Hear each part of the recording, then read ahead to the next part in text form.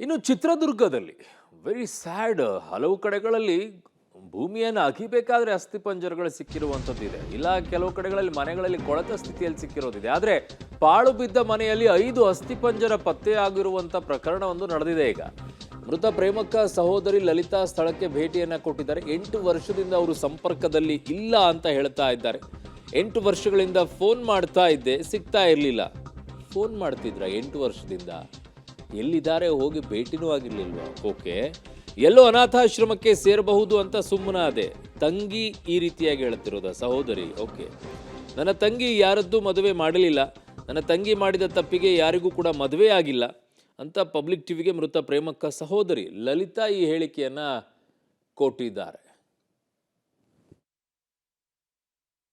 ಚಿತ್ರದುರ್ಗ ನಗರದಲ್ಲಿ 5 ಅಸ್ಥಿಪಂಜರಗಳು ನಿಗೂಢವಾಗಿ ಪತ್ತೆಯಾಗಿರುವಂಥ ಪ್ರಕರಣಕ್ಕೆ ಕ್ಷಣ ಕ್ಷಣಕ್ಕೂ ಟ್ವಿಸ್ಟ್ ಸಿಗುತ್ತಿರುವಂಥದ್ದು. ಹೀಗಾಗಿ ಏನು ಇದುವರೆಗೂ ಕೂಡ ಯಾರು ಸಂಬಂಧಿಕರಾಗಲಿ ಅಥವಾ ಅವರ ಸ್ನೇಹಿತರಾಗಲಿ ಬಂದು ಮನೆ ಬಗ್ಗೆ ನೋಡಿಲ್ವೆಂಬ ಆತಂಕ ಹಾಗೂ ಪ್ರಶ್ನೆ ಮೂಡಿರುವಂಥದ್ದು. ಈ ಬಗ್ಗೆ ಮಾತನಾಡಲಿಕ್ಕೆ ನಮ್ಮೊಂದಿಗೆ ಮೃತರ ಪ್ರೇಮಕ್ಕ ಅವರ ಸಹೋದರಿ ಇದ್ದಾರೆ, ಅವ್ರನ್ನ ನಾನು ಮಾತನಾಡಿಸ್ತೀನಿ.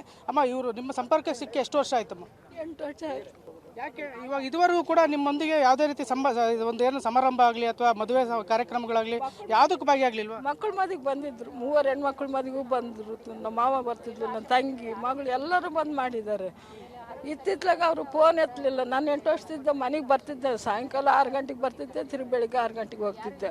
ಅಲ್ಲಿಗೂ ಅವಳಿಗೆ ದೊಡ್ಡಮ್ಮ ಊಟ ಮಾಡಿ ಹೋಗುವಂತ ತಿಂಡಿ ಅಂದ್ರೆ ಇಲ್ಲಮ್ಮ, ಅಲ್ಲಿ ಅಡುಗೆ ಮಾಡೋರಿಲ್ಲ, ನಾನು ಹೋಗ್ತೀನಿ ಅಂತಂದ್ರೆ ಸಾಯಂಕಾಲ 6 ಗಂಟೆ ಇನ್ನೂ 5 ಗಂಟೆಗೆ ಫೋನ್ ಮಾಡೋರು, ಬಾ ದೊಡ್ಡಮ್ಮ ಬೇಜಾರಾಗ್ತೈತೆ ಅಂತ. ಅವನು ನರೇಂದ್ರ ಯಾರು ಬೆಂಗಳೂರಿಗೆ ಜೈಲಿಗೆ ಹೋಗಿದ್ದ, ಬಾಬು ಇರ್ತಿರ್ಲಿಲ್ಲ, ನಾವು ಒಬ್ಬರೇ ಅಂತ ಹೇಳ್ತಿದ್ರು, ಬರ್ತಿದ್ದೆ. ಎಷ್ಟು ವರ್ಷಗಳ ಹಿಂದೆ ನೀವು ಭೇಟಿಯಾಗಿದ್ರಿ? ಈ ಮಾತು ಯಾವಾಗ ಆಡಿದ್ರು ಮೇಡಮ್? 8 ವರ್ಷ ಆಯ್ತು. ಆಮೇಲೆ ಅವಾಗಲಿಂದ ಫೋನ್ ಮಾಡಿದ್ವಿ, ಮಗಳದ್ದು ಫೋನು ಇತ್ತು, ಅವಳು ಮಾಡಲಿಲ್ಲ. ಆಕೆ ಫೋನು ಮಾಡಿದ್ವಿ, ಬಾಬನ ಫೋನು ಮಾಡಿದ್ವಿ, ಯಾರು ಎತ್ತಿರಲಿಲ್ಲ. ಬಿಡಿ ಎಲ್ಲ ಹೋಗಿ ಅನಾಥಾಶ್ರಮಕ್ಕಿದ್ರೆ ಅವರು ಅಷ್ಟು. ನಮ್ಮ ಮಾವಿಗೂ ಚೆನ್ನಾಗಿರಲಿಲ್ಲ. ಆಯಮ್ಮ ನನ್ನ ತಂಗಿ ವಾಕರ್ನಾಗೆ ಓಡಾಡ್ತಿದ್ದು, ನೋವು ತಿಂದ್ಕೊಂಡು ಎಲ್ಲ ಆಶ್ರಮದಾಗ ಇದ್ದಾನಂತ ನಾವು ಹಿಂಗೆ ತಿಳ್ಕೊಂಡ್ವಿ. ಯಾಕೆ ಏನು ನೋವಿತ್ತಮ್ಮ? ಅವ್ರ ಹತ್ರ ಅಷ್ಟೊಂದು ದುಡ್ಡು ಇತ್ತು, ಇಂಜಿನಿಯರ್ ಆಗಿದ್ರು, ಯಾಕೆ ಇಲ್ಲ? ಅದೇ ಅವ್ರ ಮಕ್ಕಳು ಮದುವೆ ಮಾಡಲಿಲ್ಲ ಆಕೆ ಯಾರಿಗೂ. ನಮ್ಮ ಮಾವಂದೇನು ತಪ್ಪಿಲ್ಲ, ನನ್ನ ತಂಗಿದೇ ತಪ್ಪು. ಒಬ್ಬರದ್ದು ಮದುವೆ ಮಾಡಲಿಲ್ಲ, ಅವ್ನು ಸಣ್ಣ ಇಂಜಿನಿಯರು.